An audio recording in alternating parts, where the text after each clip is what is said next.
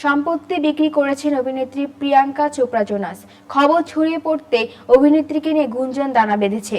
মুম্বাইয়ে প্রিয়াঙ্কার একাধিক বিলাসবহুল বাড়ি রয়েছে। এর মধ্যে 4টি ফ্ল্যাট তিনি সম্প্রতি বিক্রি করে দিয়েছেন বলে জানা যাচ্ছে। 3 মার্চ প্রিয়াঙ্কা তার ফ্ল্যাটগুলো বিক্রি করেছেন বলে খবর জানা গেছে। আন্ধেরে একটি বিলাসবহুল আবাসনে ফ্ল্যাটগুলো কিনেছিলেন প্রিয়াঙ্কা। এর সঙ্গে ছিল 2টি গাড়ি পার্কিং এর জায়গা। মোট 16,70,00,000 রুপিতে বিক্রি হয়েছে সেগুলো। 2024 সালে প্রিয়াঙ্কার মা মধু চোপড়া ও ভাই সিদ্ধার্থ চোপড়া পুনেতে একটি বাংলো লিজ নেন। সে বাড়িটির মাসিক ভাড়া 2 লাখ রুপি। অন্যদিকে এর আগেও মুম্বাইয়ে তার ফ্ল্যাট বিক্রি করেছেন প্রিয়াঙ্কা। লখনডালায় একটি আবাসনে 2টি পেন্ট হাউস ছিল প্রিয়াঙ্কার। 2023 সালে 6 কোটি রুপিতে বাড়ি 2টি বিক্রি করে দেন অভিনেত্রী। এর আগে 2021 সালেও ভার্সোভায় 2টি ফ্ল্যাট বিক্রি করেছিলেন তিনি।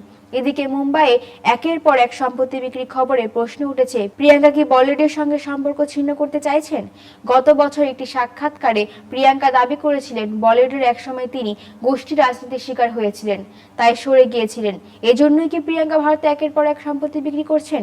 2018 সালে আমেরিকান পপ তারকা নিক জোনাসের সঙ্গে বিয়ের পর লস অ্যাঞ্জেলেসের সঙ্গে থাকতে শুরু করেন প্রিয়াঙ্কা।